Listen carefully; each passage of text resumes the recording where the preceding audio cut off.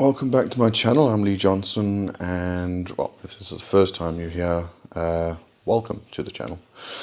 So a few weeks ago, well, at the beginning of the month, I went round to Adam Knox's place to do an interview, which is what I'm going to show you today. But I just wanted to mention before we get into that, just go check out Adam Knox's channel, The Cult of You. I'll put the link in the description. Excellent channel and incredible information, incredible guy. So definitely go and check that out and subscribe there as well. If you haven't subscribed to my channel and you do like my content, you know what to do. Hit the little button below and the bell so you know when I've got new videos coming out. And I've also got the join button, which is a very small little fee per month just to support the channel. Keep me going or keep it going, and I actually want to build this channel up and make it a lot better than what it is already. So that support would be amazing. It would be fantastic. And for anybody who does support me and click the join button, I thank you so much. I really do. So the interview, it was a general chat about magic, and some very pertinent, very interesting information came out, I think. So that's why I wanted to also include it on my channel. And, well, let's get into that. And as I said, if you haven't already, go and check out Adam's channel, The Cult of You. Links in the description. And subscribe over there also. Brilliant stuff. Really brilliant stuff. So, anyway, let's get into the interview. Here it is.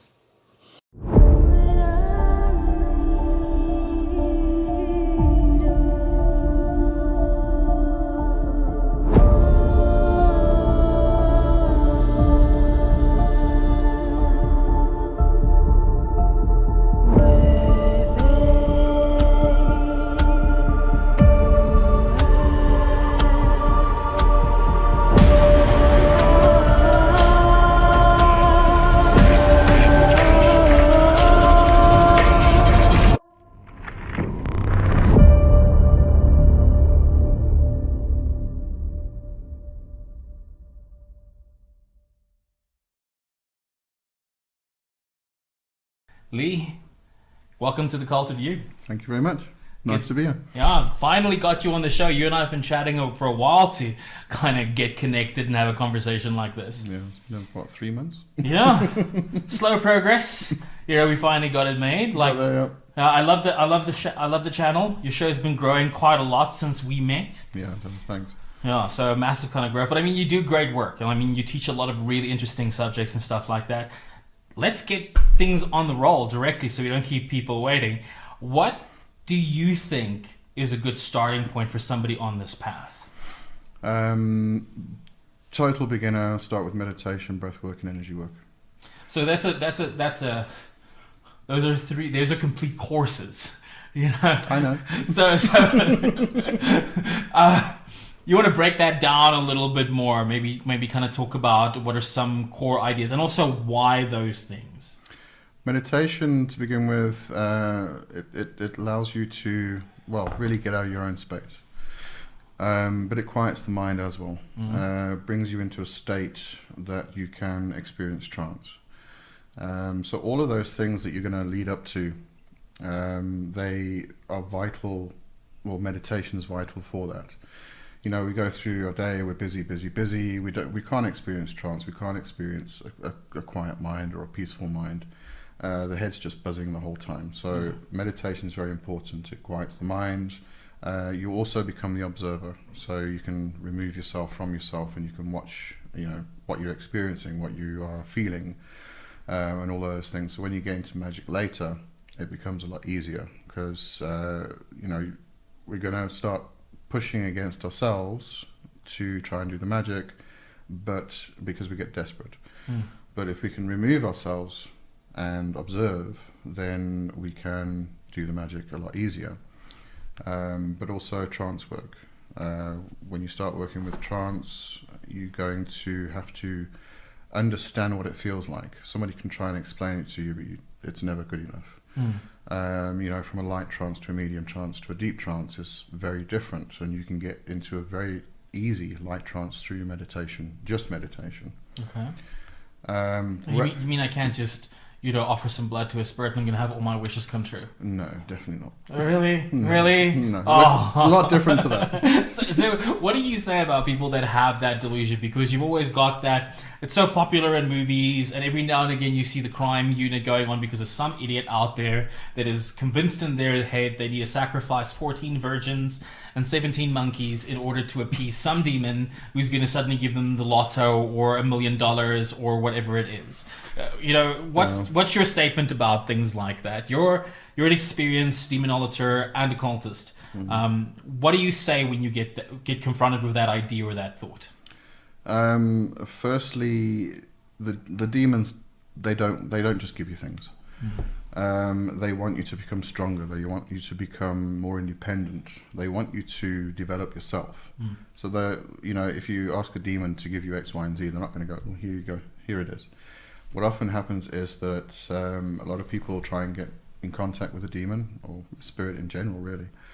It just doesn't need to be focused purely on demonolatry. It's every tradition, every magical path. Mm.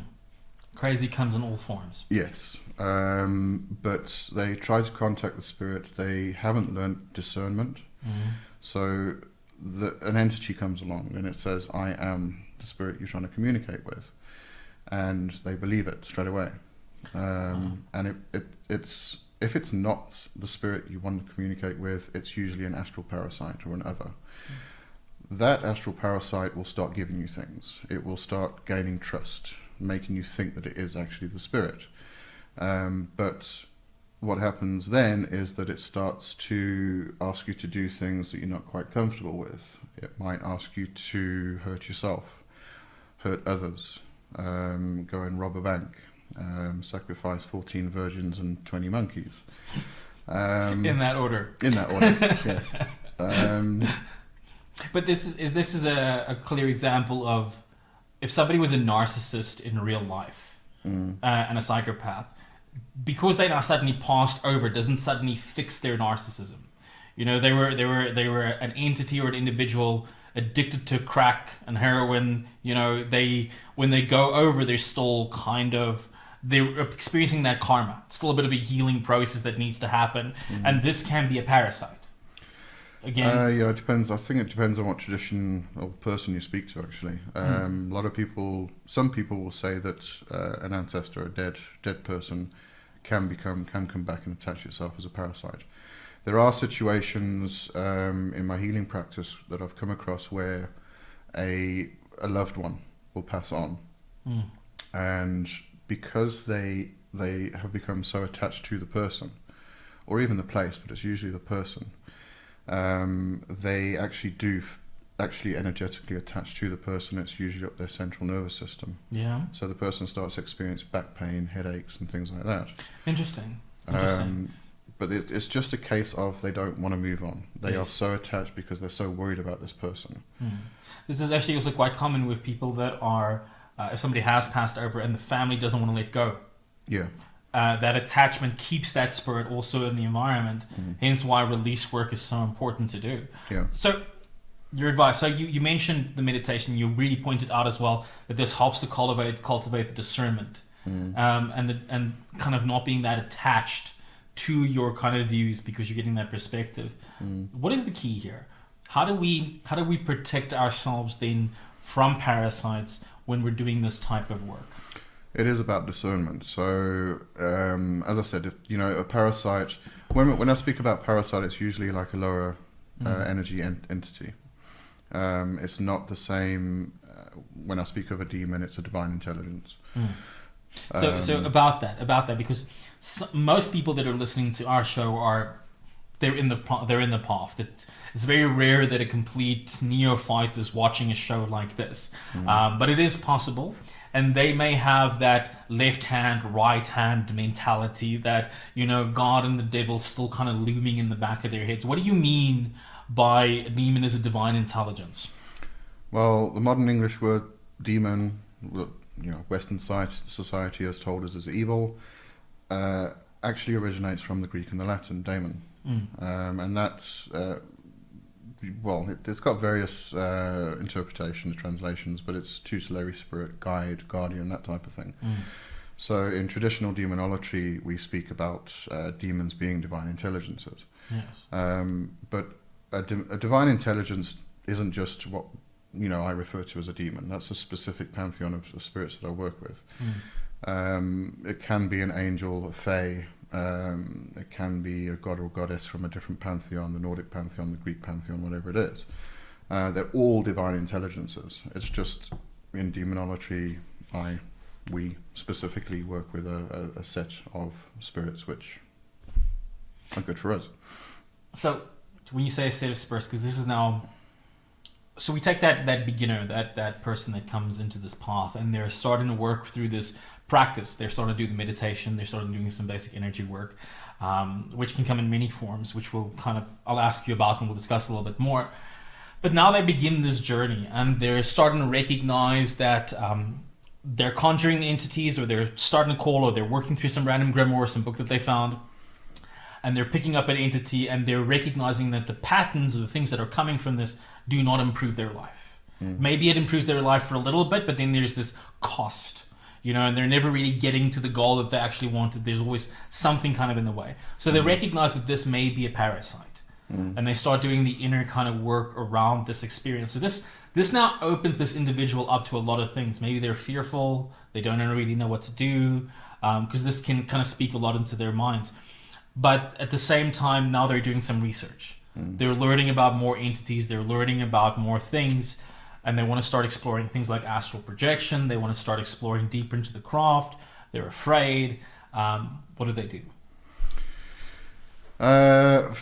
Read as many people as you can. Bring all that knowledge together and put it together and sift through it. But when it comes to astral parasites, you're going to know that it's an astral parasite if you start feeling depressed, or you start feeling anxious, if it starts asking you to do things you're not happy with or you're not comfortable with.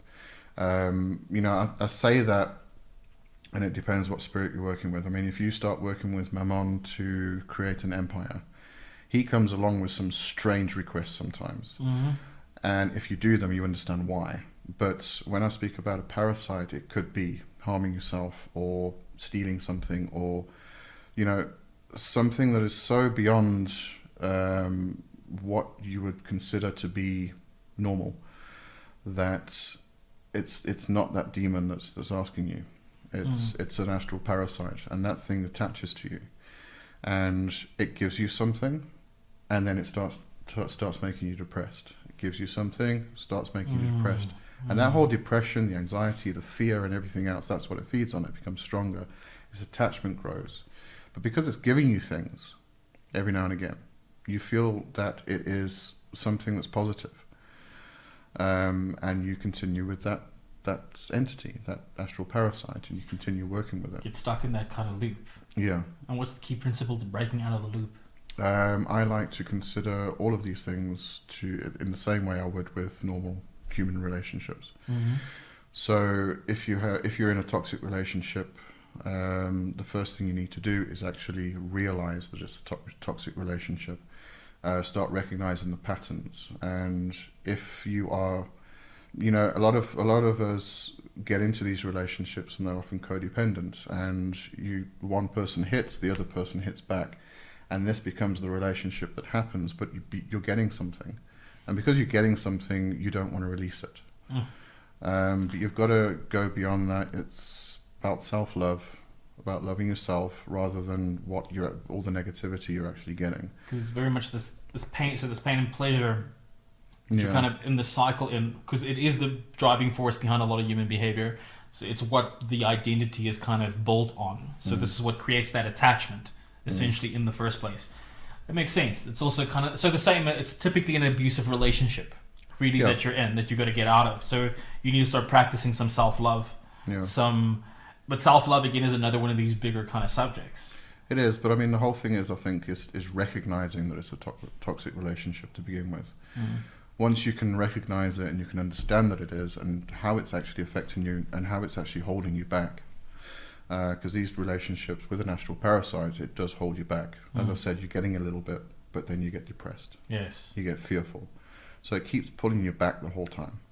And you're not progressing. This is why, again, even as a practitioner of the dark path, you do still combine protections, purifications, certain rituals like that. It's not, you're not trying to banish or protect yourself against the daemon. You're trying to banish and purify the space from the parasites. Yes. And from your own limiting behaviors that you need to be working on and transforming the whole time through this alchemical self-love, so to speak. So now you're progressing in this journey. You're making progress. You're doing some self-work. You're doing some self-healing. You're releasing some of your attachments, your unhealthy attachments. You're getting a clear perspective of what the demons really are, what the spirits really are, and you're learning to establish that connection. How do you build that relationship? Because there's so much out there, right? There's some who'll tell you need to do offerings the entire time. Some tell you need to be chosen, you need to come from a bloodline or whatever else it is. What's your views? How do you formulate that connection?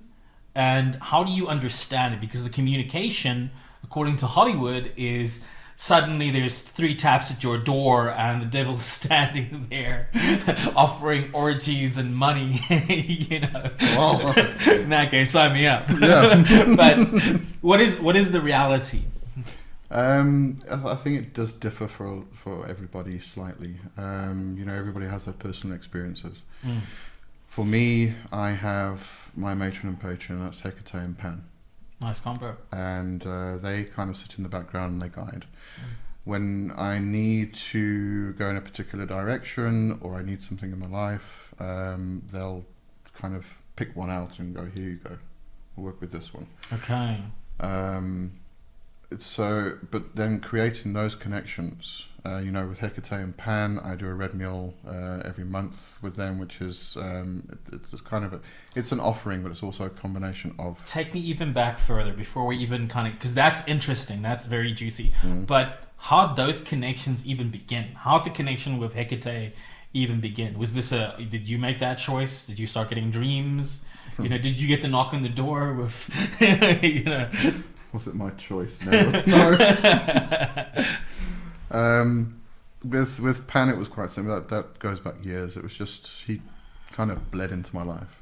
Hekate was a bit of an interesting one though, because she just kept popping up and going, I'm here, and you know, knock knock, and I would just push her away every time. Not ready for the call. You know, I wasn't. You know, okay, Pan is part of the Greek pantheon, or considered to be, but you know, coming from a traditional witchcraft background, we have Puka and we have, you know, it's that whole Pan, the horn god type figure, and I don't know why Pan just got connected with that whole, you know, that figure and everything else. But Hekate, I wasn't interested in the Greek pantheon, so I kept saying, you know, I don't know why you want me around. It was every now and again, just knock knock, I'm here, come on. And I just kept pushing her away. And then about 2 years ago, I thought, okay, I'm going to give in. And it's been one of those beautiful relationships. You know, Hekate is just amazing on all levels. So for the occult scientist in me, define knock knock. You know, was it in dreams? Was it intuitive? Does it just keep coming up in your mind? Was it an impulse or desire? What would be the signals or the form of communication that this occurred in? Mostly, it was actually people coming to me asking questions. How do I do this? How do I do that? And I'd, you know, try and formulate a plan, and then Hekate would be there. So I'd go work with Hekate. Or somebody would come to me and, you know, start a discussion, and all of a sudden Hekate would pop up in the discussion. I see.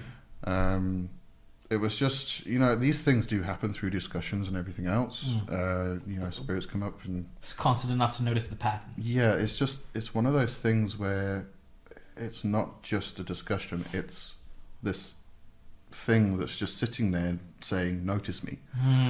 And you just know it. It's something you just intuitively know. So I think that's a very interesting thing, because a lot of people kind of walking on the path will hear this from practitioners and go, oh, you get called by the entity or by the force. And a lot of people, I think, have this delusion that comes from religion and from Hollywood, where you're going to step outside one day and a dark light's going to shine directly on you and nothing else, and this entity is suddenly going to be like, I pick you like you're a Pokemon. But the reality is far simpler. I mean, there's a resonance. I had similar experiences with Santa Marta when I started working with her. I had no intention on working with the Death Current, and when I was initiated into the Dragon Rouge, part of my workings there gave me a different perspective. But the perspective of death was through a Reshkicha, and it was that transmittive journey, that working in the coffin, that working through the death ceremonies, made me. There was always something more. There was something else that I started picking up. And the more I worked, the more things would bring me to Santa Marta. And I thought this was just it. Like I was just going to get her. And she opened me up to a lot more revelations. But it was subtle things. It was simple things. It was... I would suddenly speak to a friend and they'd be like, oh, I started working with Santa Marta. Yeah. I'd suddenly go to a place and there would be a statue or there would be something there. I'd do a bit of research and the research would lead me down that avenue every time. And it was only when I finally, again, dove in like you did and just accepted the relationship that I could measure the results. Yeah. And I was like, okay, there's definitely an active force here. And I think the same was with many of these entities. And I like that you pointed out that these may be your patron and matron, but for different tasks, different spirits are kind of brought forward. Yeah. Do you then find that are they always in the background, or do they sometimes just completely disappear for a bit and let you work with one entity depending on where you need to be? No, they usually are kind of, they're not there, but I know they're there. Okay. And it is that guiding principle. It's like the gentle mother and father that go, here's a plaything for you. Yes. Or here's a teacher for you, But maybe sometimes it's combined. The plaything is the teacher. Yes. It's more interesting. Yes. I think like that's one of the unfortunate things about getting to the space of clear vision or clairvoyance, so to speak. We gave that playful example of the new narcissist, not the new witch, the new narcissist that thinks that they need to do sacrifices and weird things in order to appease the demon to get this bartering, which is completely false. It's completely inaccurate. There may be an energy exchange, but it's not this. It's not going to cost you someone else or something else. That's an unhealthy mindset. But there's a process that every individual needs to go through to clear the filter, which is the bad programming, the bad conditioning, the stuff that's in the way. And that may be as quick as being guided to a book. You may be receptive enough to get the download, so to speak. But it may mean going through years of a strange relationship, or a financial situation, whatever it is, to get to the other side, to actually have that pain. Yeah. To break free from that part of the identity that you were attached to. Yeah. Again, like from what you mentioned earlier, talking about these attachments and things like that. So they're a lot bigger. These are not just principles for our spirituality and our magic, but they are the fundamental principles of life, for us to become more successful. But now there's this... So now that I know, playfully speaking, that I don't need to do all these weird sacrifices to have contact with spirit... Do I always have to go into ritual to speak to spirit? Can I have just direct? Can I just say, hey, Bob, the boulder entity of death or life, you got 5 minutes for a quick coffee, and how do you go about working with them? It is very much just sitting down and saying hi. Usually, what I'll do, I'll pick up their sigil. Although I don't really use sigils that much because my eyes are usually closed. But it's mostly chanting the N. Okay. So you chant the N of the demon, and it kind of, for me, it feels like when it enters, it feels like a nice warm blanket going over my shoulders. If there's any kind of invocation, as in a possession, then I'll start feeling it in my body. My arms might get... It depends on the spirit. Everyone is different, actually. Some will talk. Some will make my arms feel it's kind of weird. I get I know the experience. Yeah. I can't explain it. Yeah. So there's all different experiences with different spirits when I work with them. It's not always a possession type working. It could just be a chat. What I often do is just demonolatry is a bloodletting tradition, so I will put a drop of blood on the sigil, for instance. Is that always your blood? Yes, yeah, always mine, because it's an offering of myself. It's also a sacrifice. And is it like in the movies where you have to open an artery, or Not quite. No. what? No. How much blood is required? You take a lancet, a diabetic lancet. You go prick. You go smear. That's it. That's it. Quick, done. Done. Yeah. Nothing serious. No, we're not creating a whole goblet of blood. Yeah. Like, I mean, like, that stuff works great in movies. They're great yeah. for sensationalism. They're completely, it's sensationalized. It's unnecessary stuff. There was a great kind of lesson that I learned from one of my first true spiritual teachers. I was sitting it was when I was just starting to channel spirit as a medium, learning to develop as a medium in spiritualism. And I had this entity kind of come through, this possession start through, and I was like, oh, the spirits. And I was doing these movements and everything, and he's like, you don't need to do all that. And I was like, felt a bit dramatic. And it was just this rule, this thing that he helped me realize, is that, you know, spirit will manifest very much through the channels that you give it as the practitioner. And if you have this complicated rule set in your mind of, I need to have this much blood and that much orgy and that much this, they're self-induced rules oftentimes.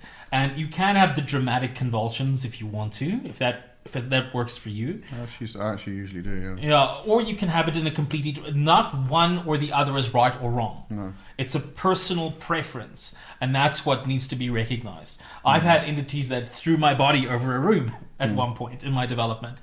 And then I've had entities that have been more powerful than that one, that simply was that hot feeling, that warm, that kind of like strange, I wouldn't call it tingling, but like a disassociation and an associate of something else. Yeah, it's like your body's moving out of your yes, body. Yeah, like you certainly did LSD, but you didn't do LSD, kind of a thing.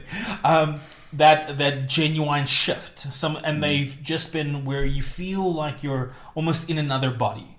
You're experiencing another type of body that plays by different rules than yours. So there's different types of experiences. Not one is right or one is wrong. No, I mean, for me, in order to get myself out of my own way, what I'll often do is do spontaneous singing and overtoning.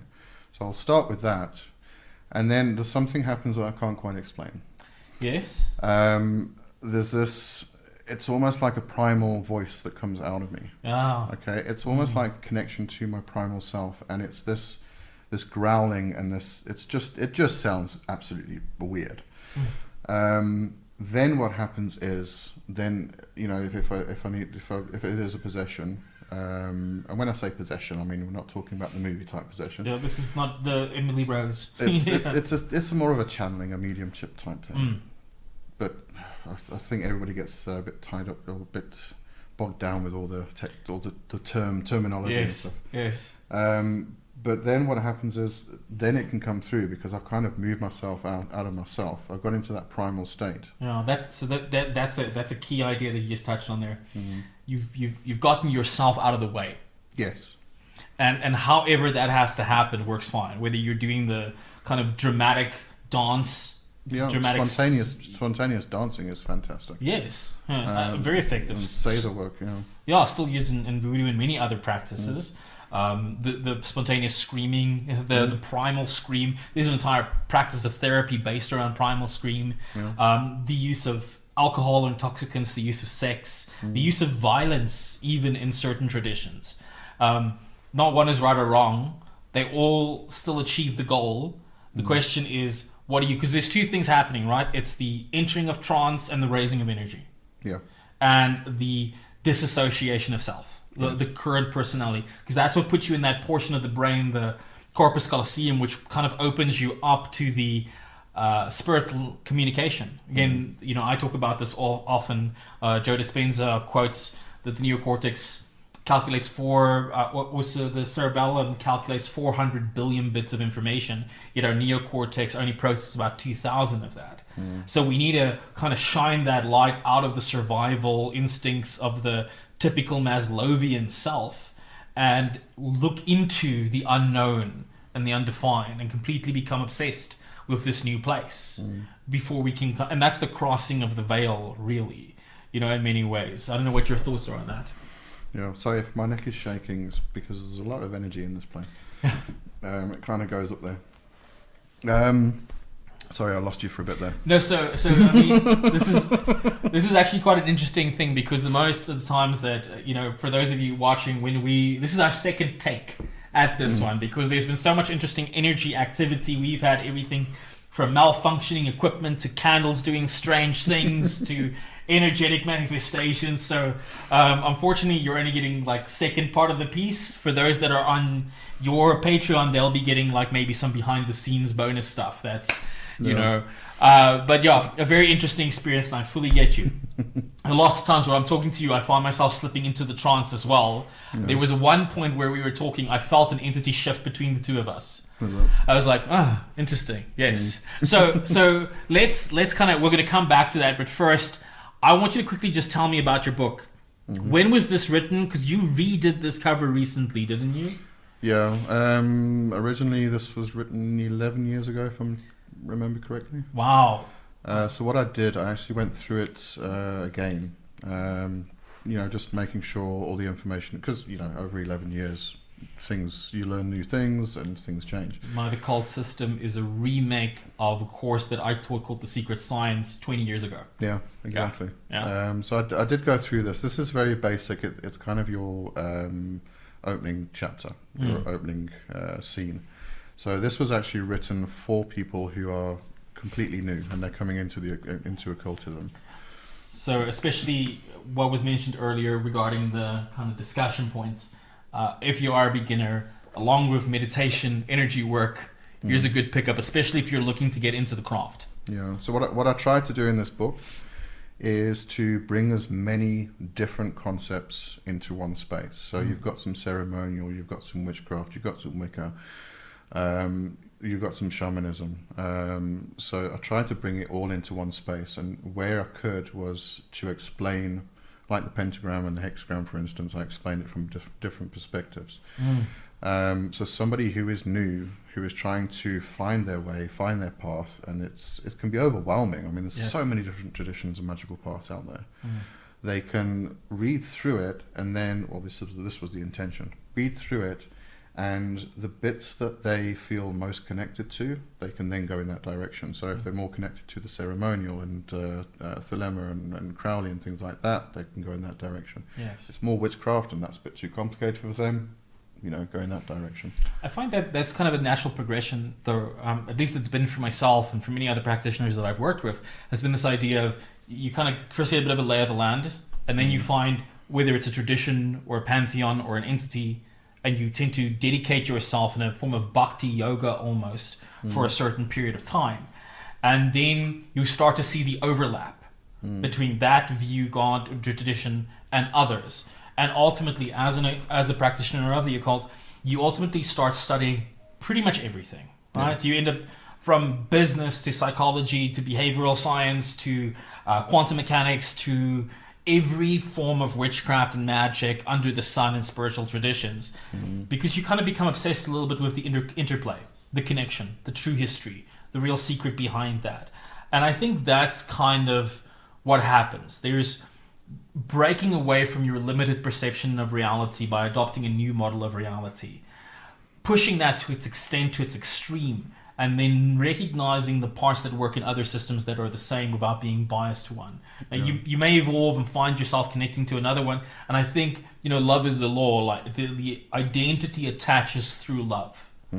And it needs to attach to different forms or different shapes. And the path of the shapeshifter means that has to break at different stages, which is what the left-hand path really is about. It's the mastery or getting comfortable inside of the break. In many ways, it's I've built this up. How do I shatter it, and how do I move on to the next, and how do I take those parts that I'm afraid of? Because in the beginning, it's a vacation, right? It's a honeymoon. Oh, this is interesting. It's escapism, isn't it? Yes. Yeah. And that's very perfectly said. Almost spiritual bypassing in a way, which is what a lot of people do. They run away from one tradition or one system to hop onto the next book, the next new shiny that's out. Oh, I love shinies. Yeah, exactly. But Squirrel syndrome, as I call it. yes, yeah. But I mean, if you're hitting your 30s and 40s and you're still running, Oh yeah, that's a bit different. Yeah. that's a bit different. Unless you're able to look at that, because I love what you pointed out, is that kind of going back to the basics. Yeah. That constant return to the foundational ideas, no matter how far you are along the path.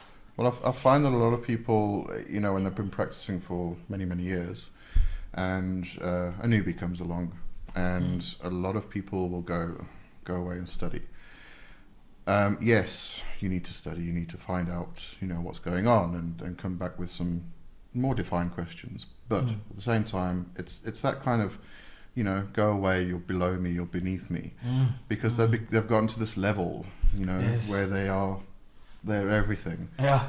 But I think every now and again we need to come back to earth. So every now and again I will stop everything I'm doing and go back to meditation, and just do that for a while, and take a course like yours, for instance, and learn right from the beginning. I mean, I probably know 80-90% of the stuff you're covering. Yeah. But it doesn't matter, because that was 10 years ago. Exactly. I need a refresher. I need to remind myself where I came from in order to know where I'm going. Otherwise, you're just on this path that is just going nowhere. Repeating those basics is so important. I find I went through a series. We all go through life-changing events every couple of years, at least. 7 to 9, yeah. Yeah. And I decided to actually put the Cult of You its training system together online, because those are the foundational principles. Those 13 ideas are the things that I find I have to keep coming back to. Yeah. No matter where I am, no matter how far I go, you're going to come back to those same basic, and you're going to get a completely different perspective, because you're at a completely different state of consciousness. When I first learned neuro-linguistic programming, I learned it purely from the ability to affect my own perception. Then when I revisited that subject 5 years later, I learned how to use it in business to make myself more productive. And then I learned to use it in sales, how to sell better. And it kept evolving. And then, because I had this background in quantum mechanics and in energy work, I realized I can take that to an entirely new level if I combine these two now together. But I couldn't have done it at that early point. I could have done it intellectually. Like in a conversation, I could have said, theoretically, these ideas fit together. But I didn't have the experience, and I didn't have enough depths of my own limitations and my own bias and my own thinking I'm the greatest, in order to be willing to go and practice those things.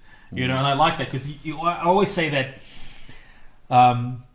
you get the guru, the kind of just, he's great on the stage, when he has his entourage with him, but he's kind of useless anywhere else, and without the entourage. And I think being the magician is the one that we give up the entourage completely.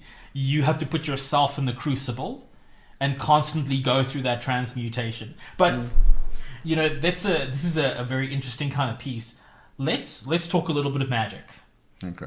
So, because somebody out there is going like, I tune in to listen to two occultists talk about magic, and now I'm getting all this life advice, which is great, but give me the shiny. This is magic. Yeah, that is magic, exactly. So let's give one shiny at least. Right. Astral projection, astral travel, and this experience of the spiritual world.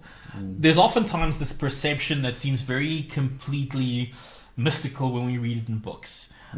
Okay, then suddenly I was in another dimension and I could see the spirit, and I went up to this other world, and it makes it feel like a movie where I've got no awareness of my body, I've got no awareness in the room, I'm just in this other place, and I'm watching over Susan in the shower, and we just this is the perception, right? And then it's further added by propaganda. What is astral projection really for you? How does one cultivate this ability? And just astral in general, astral senses. Are you completely disassociated? Do you still have awareness of your body? Can you describe that? That's a huge umbrella. Yeah. And it covers from dream work, where you are astrally projecting in your dreams or in your sleep. There is, you can there's astral travel, there's astral projection. So while you're sleeping, your soul can come out your body. That's one. You can venture around this realm. You can go to your next door neighbor and things like that. But you can also go into different dimensions. But that's just one. You've also got astral projection, or working in an astral temple, for instance. Mm-hmm. You can do this by sitting down and meditating, usually shamanic journeying type style. So you're going down into a cave, or down into a tree, or down into some kind of hole. So you're moving down into the astral realm. Very good method I was taught was to use an elevator. So you go down the elevator of levels, and you breathe in and out, and it takes you down. That's very functional for achieving the trance state as a tool. It is, but it's also that going down into yourself. Without getting too technical, you actually breathe yourself into yourself, and you move down. I like the frame that you're introducing here, because it's in Tantra there's the notion of the somatic descent, of the somatic body, the soma, and it's this philosophy. And I forget the author, but the book is called My Stroke of Genius. And it was by a doctor who had a physical stroke that basically paralyzed, I think, basically the logical portions of the brain and the body. And she was suddenly flung into the subconscious, which was such a body-based experience. So she was very attached to the body. She experienced her somatic sensation of being so connected to everyone and everything. It was almost overwhelming, and the sense of anxiety and fear was kind of out of there. It wasn't in the experience, because this is such a left brain kind of thing to do. It's this logical associative kind of experience. And what's interesting about this philosophy is how it ties up to the occult map of the zodiac on the physical body. Because the idea in somatic descent is that you're descending down into the body. You start breathing through your body and fully associating, where a lot of kind of practices take you away from the body. This one actually uses the body as a doorway to get you through to the other side. And that's where you actually start building, I think, in my experience, the best communication with the subconscious.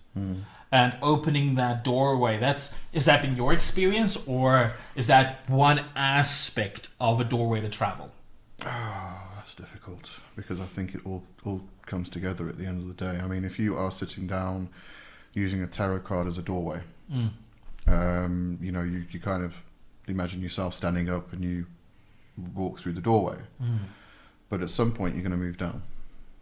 For all, when we're talking about shamanic journeying, it's always moving down into the earth, into the underworld.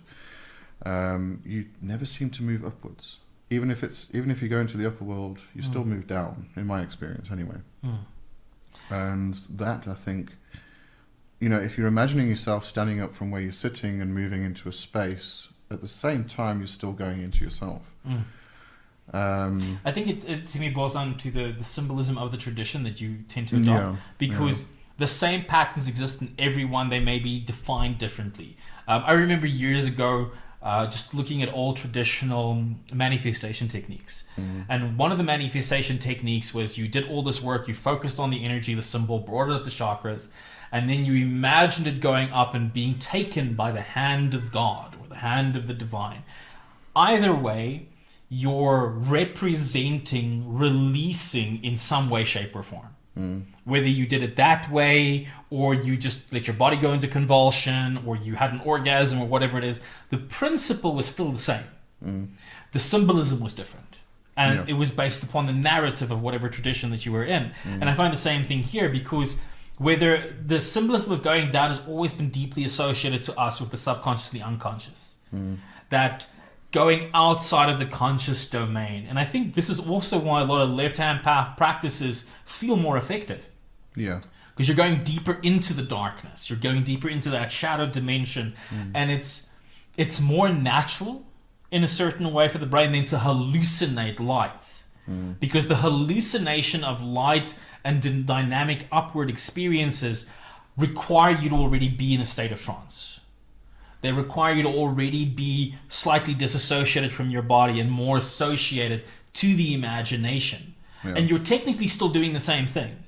I just find that those pathways are easier when you're being guided, when someone else is giving you the instruction and to follow that, because then you're going into the trance easier, versus when you're going through it yourself? Yeah, it can be. But I mean, if we always talk about macrocosm and microcosm, so if you consider the body to be the microcosm, you're moving into the universe. There's no above, below. There's no in, no out, no left, no right. No, I mean, consider how we view things. Yeah. There is no color. There is no everything. Everything that we experience is vibration. So a sound is a vibration that hits the eardrum. We see a sheet of blue paper. There is no actual color. It's just the way the light's refracting off there and hitting our eyeball. Yes. Which is getting interpreted, and the brain sees it that way. In fact, I read recently that we only see in 2 dimensions. Well, everything here is in two dimensions, but the brain interprets it, takes all the information, interprets it, and makes it into 3 dimensions. So, how real is the body, and how real is everything around us to begin with? This is the classic magician's malkuth. Yes, and it becomes a discussion that goes on for years and years, because you just got to keep exploring it and further. But that's the beauty about it. It's and tell me if you resonate with this, or if you don't. Magic, a lot of people enter the path, and they enter because they oftentimes picked up a grimoire or some book on magic, and they're trying to escape something. And they do those rituals for a period of time, and in the moment there's great things that happen. And I mean, it's the same thing when you just start positive affirmations for the first time. Yeah, it's a beginner's luck. Yeah, it's that you're disassociating from your old habits and your old self. So whatever you're going to do is going to work for a little bit. It's same as a new romantic relationship. It's exciting in the first, 6 to 8 months. The excitement, yeah. Yeah, and then it's the new shiny, and then the old you kind of comes back. And you still have that crap to deal with, that system to deal with, and unless you're doing that work, your magic's not going to work. You're going to go back because the distraction is no longer there. Ultimately, you keep coming back to you, and unless you're going in and dealing with that and actively transforming that, you're never going to get to the success. What are some tools that you use to do that? To break away from the old ingrained doctrination. Let me give a contextual example for somebody that might be listening. Okay. I've just picked up Lee's book. I've just worked through this. I've watched your channel. I've gotten some ideas maybe of a demon or something like that. That's an interesting concept and some tools to work with. I'm now doing my ritual and stuff. And halfway through that ceremony, I get this old religious, I was baptized as a teenager or a baby, and, demons are evil. And I'm in psychic cardiac arrest, so to speak. What do I do? One of the old favourites is to say the Lord's Prayer backwards. Interesting. It's not blasphemy. A lot of people think it's blasphemy because you're saying the Lord's Prayer backwards, but it's a tool. If somebody has come from a Christian background, or they have that indoctrination from a Western mindset, they'll probably say the Lord's Prayer backwards, and they'll feel guilty. And then they're still ingrained. They know they're still ingrained with that. It's the evidence of the trigger. Yes. So if you can do that with, carry on doing that, and then eventually get to a point where you don't feel guilty, it's started to, come out of your stuff. You're starting to think for yourself, actually. But also, if you come across a concept, read as many different authors as you can.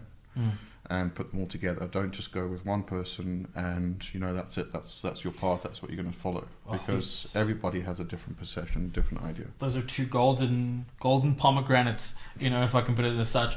In neurolinguistic programming, there's a technique which is reverse collapsing, in the sense of if you have a traumatic experience and you're having that experience, or you've had that experience, one of the key things to do, or a key tool, is to re-visualize the traumatic experience in reverse. There's actually recapitulation in Toltec as well. Yeah. You replay the entire thing, and you literally hear the voices even in reverse, like the old VHS tapes. If you could, hit that play back, kind of function on them.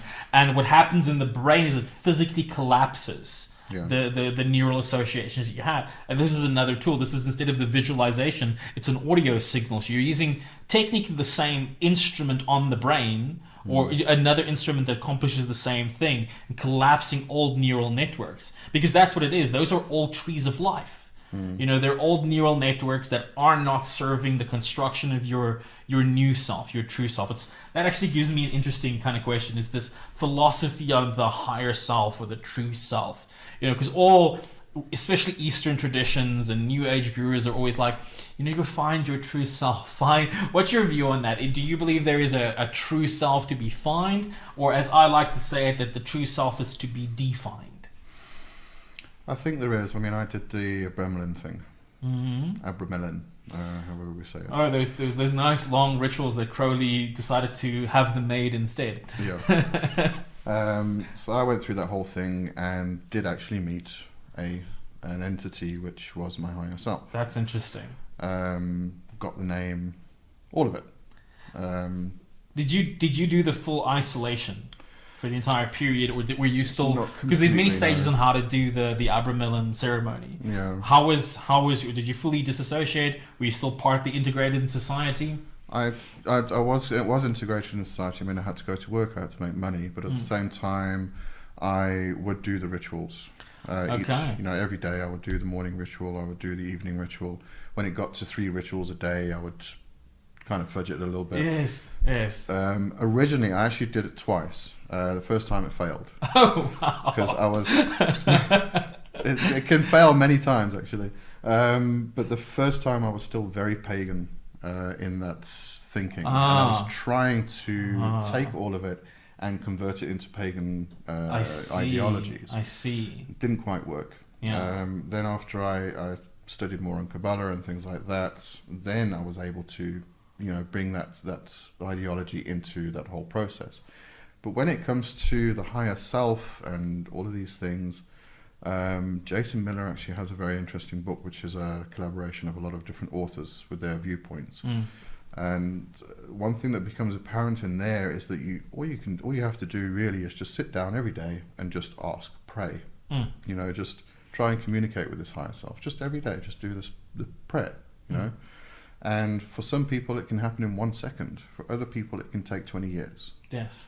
It depends when you're ready. But I do think there is something, an entity. I don't really know if it's an entity. I mean, if we go into traditional witchcraft, for instance, we've got the fetch mate. The fetch mate is a fey companion, and this is kind of like your other half, the other half of your soul. So when you meet your fetch or your fetch mate or your fey companion, there's a marriage that happens, and we speak. When in Crowley's work and all of the ceremonial magic work, when they speak of the higher self, there's that marriage that happens. And in fact, if you go into every tradition, there is some point where you marry something divine. I like the frame that you're bringing, because I think that's so well put, because the communication initially is a two-way communication. Whether we're speaking about you're getting in touch with the soma, whether you're starting the dream work and you're starting to understand the communication language that's within your own unconscious between, call it you and your divine other, because even people on psilocybin mushrooms have an experience of an other. There's a point where the neurons in the brain collapse at such a speed that different networks overlap, and the normal personality ego self cannot alone translate that as self-insight. It has to experience the other in such a dramatic way. But there's this progression that happens, I think, in the stages of initiation, because initiation itself, even in the Golden Dawn and other magical traditions, are like that. Initiation is the death of a version of self and the alignment to a higher dimension. It's, I become the moon, I become Jupiter, I become these forces subtly, until the limit itself is so shaken off completely. My attachment to personality is so freed that I can merge, I can have the divine marriage, with that dimension. And then at that point, differentiating between the self and the non-self becomes almost impossible, and also is the thing that puts us on the bridge of what Crowley would refer to as the Black Brothers. The ones that don't fully re-merge back into the I-in. They kind of stay at that edge, which is, again, an interesting point of conversation, because that's the working through the front of the tree and the kind of descending into the... This is such a big conversation, what we're opening up here. This, we're going to have to do this again, right? Oh, no, we're going to do it multiple times. Yes. Because each topic that were brought up could go on for ever and ever. So by the way, if you're listening to this, remember to drop us a mail if any of the subjects that are being touched, or just put a comment below if any of the subjects that we're touching on is something that you'd like myself and Lee to kind of chat on a little bit more, because maybe we can hop onto a live stream on your channel. By the way, links to Lee's channel are in the description, so do check that out. He's growing at a far greater rate, so please make sure he grows even more. And then tell your friends to double subscribe to my channel as well. Just, I would love to. Yeah, I've got to try and get more on your channel. Yeah, a little bit of growth, but I mean, as long as the correct information is getting out there, and again, that's why I wanted to chat to you as well, because I've listened to a lot of your views, and I appreciate somebody that applies critical thinking, to occultism, and doesn't just have this escape, because that's a lot of the problem that's out there. We have a lot of these edgelords, these quick fixers, and again, they're not just in occultism; they're in every tradition. Every tradition has a group of people that don't want to take personal responsibility. And that was one of my first kind of great teachings by a spiritual, my original spiritual grandfather, that said to me, about the philosophy of you are God. When we say that you are God, it doesn't mean that you're already God. You are God, is that spark within you, that Godhood spark, that divine spark, that you are the creator of your reality. It needs to be cultivated. And it starts being cultivated by you taking absolute responsibility for reality, because we don't become magicians. We are magicians. We become aware of how we are utilizing ritual unconsciously to produce the reality we find ourselves in. And it's only when we can shatter that version of reality, that malkuth, and start shifting identity up these stages, that's when we become conscious magicians, conscious occultists. And that requires an expansion into all the fields: business, psychology, relationships. It's not just about the date that we talk to, I mean, that's a fun part of it, don't get me wrong. Like, that's a really, connecting with spirit is powerful, but it's useless if you're getting that insight from the spirit and the demon and you're not doing anything with it. Oh, yeah. If you're getting messages from spirit, then you got to do something with that. Otherwise, it's just a waste of time. I mean, I remember once getting a whole download. Yeah, and I was just sitting in my space, and it was actually quite visual. It was like this. My head opened up, and there was this whole download coming down, and it just entered me. There's actually an interesting in some Wiccan covens. They actually, when a new person comes along in first degree, they actually close off particular chakras, and because the information that they actually get becomes so overwhelming sometimes that they go mad. They can't handle it. I think that's a key idea. Yeah, and then as they progress, they start opening the chakras. There are some people who abuse that. Yeah. Had to deal with one of those once. Oh, nice. Yes. Nice. Yeah. So you don't have to give the details, but just giving some non-specifics. Non-specifics. High priest wanted sex slaves. Closed off chakras, was able to control them in their dreams. Oh, wow. And this went on for years. And because the chakras were closed off, it was starting to cause health problems, mental problems, and everything else. So I became a month of astral battles.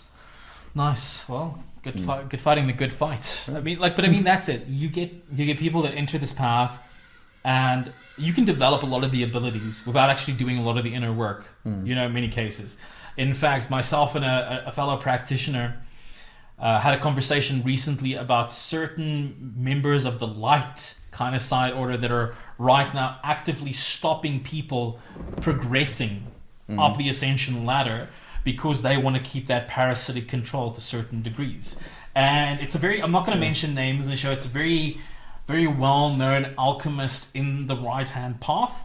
And my statement is, and this is something that I'm very specific about in my methods of teaching, when I talk about the elemental degrees, I also talk about our sexual development as adults. So I speak about attachment theory and how we get attached and how that relates to the elemental dimensions, because I believe once you master the psychology, the inner work, then mastering the outer, the elements, becomes a lot easier. And And every single time I've seen a lot of these unhealthy ones, I see people that have rushed through these dimensions. Yeah. You know, they've not done the elemental degrees within themselves. They've not dealt with their attachment issues. They've not developed the king, magician, warrior, lover archetypes that makes them attractive and interesting. And these parts produces a form of narcissism that now, once there's ability, becomes abused like that. And then often practitioners like ourselves have to step in with those people if they're lucky enough and they really know that there are others that can help. It's not always the case. And at that point, it's difficult to trust people. Yes, very much. Yeah. But this idea, the chakras, I think is a very important one. I know that, you know, I had a bit of a break when I turned 21, or just before that, like around that 2021 kind of period. And the reason was because I was jumping all these, you know, advanced systems. It's a bit like raising Kundalini in a month. Yeah, basically. Yeah. Supercharging these upper chakras without ever having developed the lower ones, which is quite a problem. And this is what I love about the left-hand path, is the kind of embracing the excess, embracing your human nature as well. Your Getting desires. to know yourself as well. I mean, if we talk about raising Kundalini, I mean, that should be done slowly. Some people do it, say they can do it in a month. I mean, I don't really believe that. I don't think it's healthy. But no, it's not. I mean, it gives you paranoia, everything, disassociation. But I mean, the progression should be from one point to the next. But when you get up to the mid region, you can often start experiencing a lot of sexual guilt, and that can just break you. Yes. So I remember there's a Swami Sivan, oh, I've forgotten his name. Sorry. He actually wrote a book called Kundalini Tantra. Okay. And great way to look at it, because he actually suggests that you start with the third eye and with meditation. The reason for starting with the third eye is because you become the observer, which I spoke about earlier. Then when you start, then you go down to the root, and you start moving up the energy up Shushumna. When you get to that area where you start experiencing sexual guilt and everything else, you can become the observer. So you're not immersed in the experience. You're watching your experience. You're watching the feelings. You are, you're not actually taking part in it. You're not active again. That was in the past. Then you can start overcoming it, and then you can start moving the energy further and further up. But often people just get stuck there. Yeah, I think this is a very key idea, and I've seen like that center can be very difficult for a lot of practitioners to kind of work through. Yeah. Again, because it's a personal identity center, you know, it's so in touch, and shame is one of the biggest blockers to the work. Yeah. You know, It'll stop you. Yeah, getting to a place where you can forgive yourself, forgive others, release self-induced perceptions, things like that. The healing work is a big job. Oh yeah. Yeah. In fact, I would say you go in the ritual room, you contact the entities, you do the magic, and the rest of the day, the thing that stands between you and its manifestation is oftentimes that. It's your own internal resistance due to those unconscious blocks that may be yours, may not even be yours completely. They may be genetic. Yeah. They may be from a bloodline, from a past life. They may be a social, a collective consciousness that you're still kind of carrying through in this. Lee, this has been interesting. Tell us a little bit before we kind of end up here. You're involved with the Puppet House. Yeah. Tell us about the puppets. You know, these are amazing little things. For those of you at home, I hope you enjoyed the unboxing video. These are just absolutely amazing. Rihanna does amazing kind of work. So these are incredible. I mean, I've been looking for somebody to make puppets for years, because I'm terrible at making things like this. And then Rihanna and I got talking, and I saw on her Instagram she'd posted a picture of a puppet. So I said, "How much do you sell those for?" She said, "I don't sell them." I said, "Well, you should." Yeah. So we went into business. Are these boxes you make, or? Yeah, the boxes I make. So it's hand engraved on the top. So there's a lot of ways you can use puppets.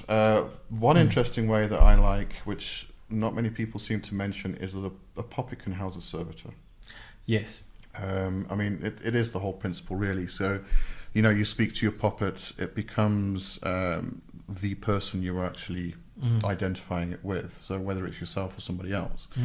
But you can actually put a servitor into a puppet, house it in there. These little ones, for instance, they've all got different herbs in them. Oh, These are very much, they can be used as like gree bags. nice. Um, Nice. So each one is identified, it's got a different herb, so the herb associated with different things, Yes. money, clarity of mind, whatever it may be. But at the same time, again, you can use these as a servitor. I mean, traditional craft, we have the Al Run, which is usually associated with mandrake root, but the witch would create this spirit helper in the mandrake root. You can put it in different roots. We were actually talking last night in the Black Hat chat about wands. Each wand comes from a different tree, and the different tree is associated with different aspects. And the wand itself, so what you do, you channel energy through into the wand, and you awaken the spirit in the wand itself in order to ask it to do things. I like that activation element. There's also, when you're getting a new puppet, and I show this in the ritual for those of you that did watch the episode of the purification. And as you know from that episode, your Florida water is my favorite, actually, to cleanse into open space. You make this yourself? Yeah. I think Florida water is quite interesting. I mean, you've got Florida water, Kananga water, all of these different waters for purification and cleansing. But this goes back to our ancestors who discovered something which science now explains. Yeah. I mean, that is the basis of that is 96% ethanol. Oh, nice. Ethyl alcohol. Oh. So that's actually better than the... So if we think about cleansing purification, I mean, it can be done with fumigation, it can be done with heat. And if we look at heat, if you put metal into a fire, it sterilizes it. Alcohol sterilizes. Yes. Yes. So, Interesting. it's that association where they discovered that, this actually cleanses and sterilizes something. And it became a spiritual tool. That's brilliant. I think that's also very interesting. Like, if we look back at the history, you see things like where, the aspen trees, where we got aspirin from, and like how this was always sacred to witches. And then now we're finding out its benefit for other things, and it shows that these were our original alchemists in many ways. I remember there was this interesting one I once read, how avocado was a food of lust. And I was always curious to why would this be attributed to a food of lust. And there's this research done on the electromagnetic output of certain foods, and any food that has a higher magnetic output than parts of your organs will actually increase your energy levels in that. And I think the brain is sitting at about like 30 hertz, whereas an avocado is 70 hertz. So it actually improves also blood circulation and activity, giving you more energy, so in sexual performance or libido. So it's interesting, these little correlations that you find. Anyway, if you're interested in that, please do check out this month's episode of The Kitchen Witch. You'll find some very interesting, juicy ideas around your cooking pieces. And hopefully at some point we can bring, Lee into the kitchen with us with some of your, herbal knowledge as well. If you're interested in getting any of, not only, so you've got quite a list of different products on your own website. I've got a list of websites. Oh, this is also true, because there's the Puppet House, there's the Devil Made Me. What else? Because they can get your services as well on something. There's the puppethouse.co.za, South African. There's the just Devil Made Me. Yes. .coza. There's also leewjohnson.com. That's more for your spiritual services. Spiritual service, more YouTube, international type stuff. Okay. And we've also got the Black Hat Chat on Patreon and Buy Me a Coffee. Yes. You have the regular weekly stream, don't you, on yours? On a Friday at 4 p.m. GMT. Okay. 6 p.m. Yeah, about 6 o'clock South African time. Yeah, that's with Reverend Kai, old friend of mine from 20 years back. Oh, wow. They are absolutely amazing. The knowledge that Kai has is incredible. Yeah, that streams every Friday. We just talk about magic and witchcraft. A lot of traditional witchcraft in there.